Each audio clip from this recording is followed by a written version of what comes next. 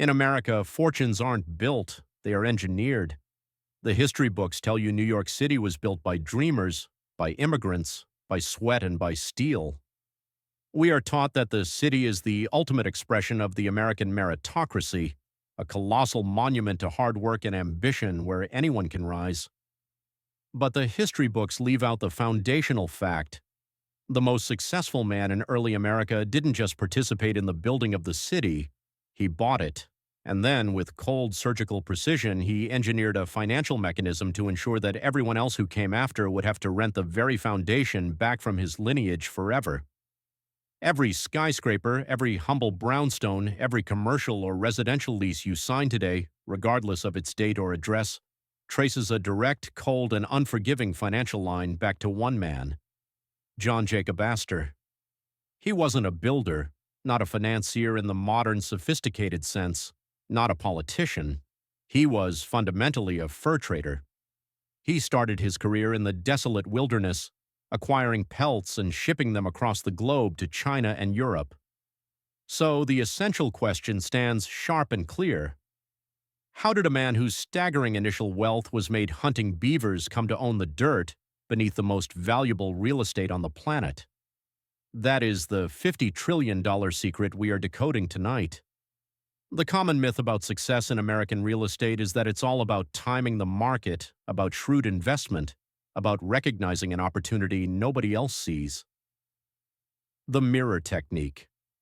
We watch the billionaires of today, the Trumps, the Sam Zells, the massive institutional funds like BlackRock, and we think they are the masters of the game. We see them buying and selling buildings, flipping portfolios. They focus intently on the structures themselves, the glass, the steel, the facade. But the Astor method was different. It was cleaner. It was brutal in its simplicity. It wasn't about the building itself. Think about it logically. A building is, by definition, a depreciating asset.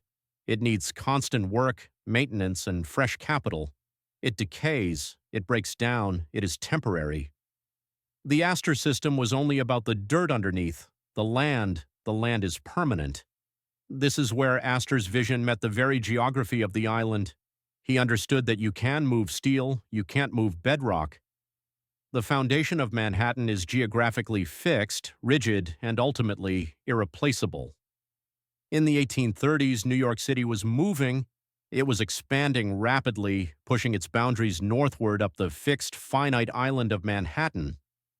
Astor didn't waste capital buying finished, expensive properties in the already settled downtown areas. He systematically bought the muddy, the undeveloped, the blocks that were considered too far north. He didn't buy the city as it was, he bought the future path of expansion, and then he simply waited. His single relentless rule of acquisition was simple: buy the wake, get in front of the inevitable crowd. Position yourself where the future money must flow.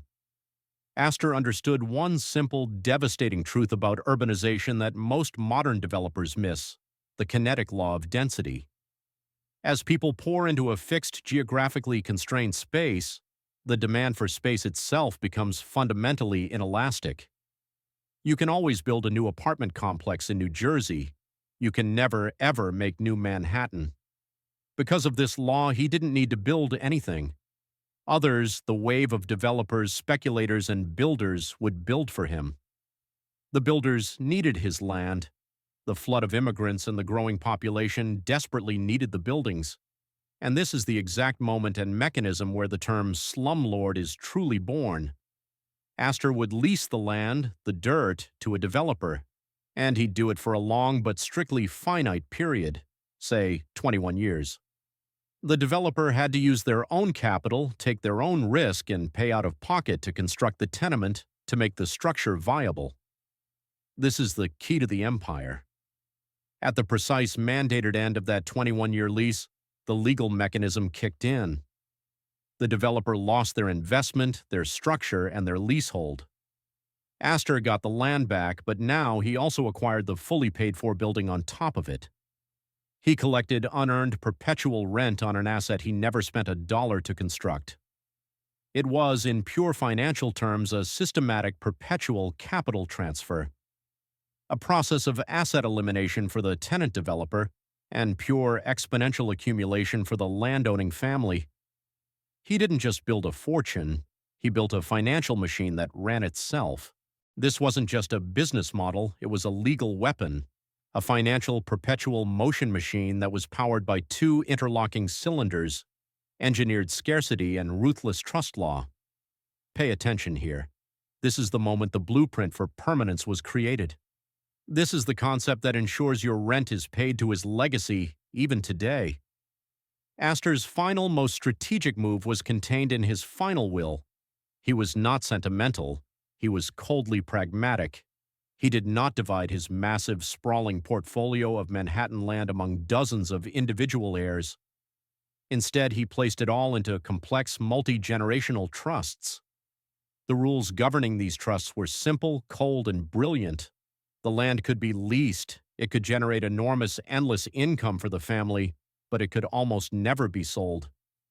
This engineered scarcity is the true engine of Manhattan's value. By legally removing literally millions of square feet of prime Manhattan dirt from the active open market, the total supply of land available for outright, permanent sale shrinks drastically. This is the principle behind the relentlessly rising tide of New York prices. Astor didn't need to sell his assets to make money, he just needed the prices of every piece of real estate around him to explode, and by controlling the supply of the only true permanent asset, the land, he made sure they did.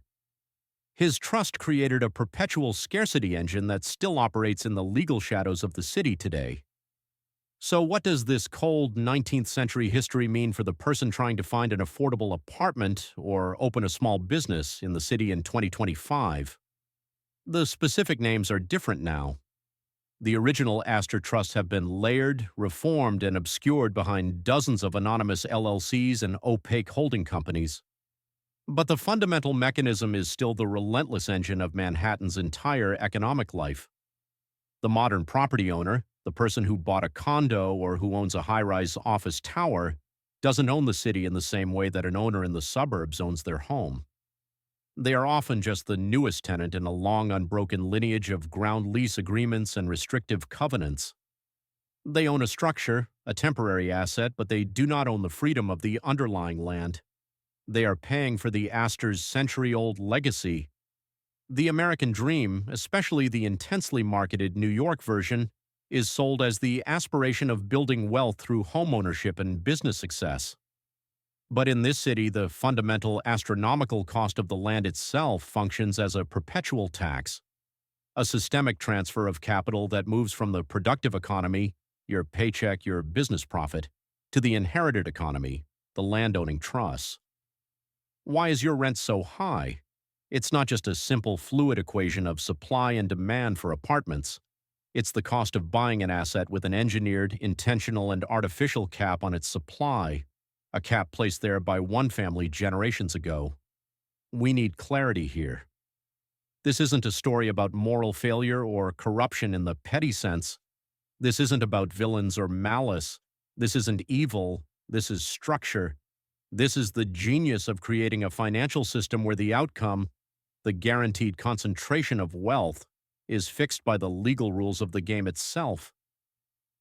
John Jacob Astor didn't just accumulate a massive fortune. He built a financial gravity well that actively pulls value from every transaction, every lease, and every paycheck generated in New York City. The $50 trillion secret isn't who owns New York now, it's the method they inherited. The timeless, invisible blueprint for unearned, exponential wealth accumulation. They say that the old money eventually fades, that the dynasties decline. But the architecture of that original wealth, the legal and financial structures they put in place, that architecture is invisible, and it never ever sleeps. In New York, the richest legacy isn't wealth, it's permanence. Next, we decode the hidden incentives that truly control the global oil market. The men behind the energy crisis aren't who you think they are. Click here.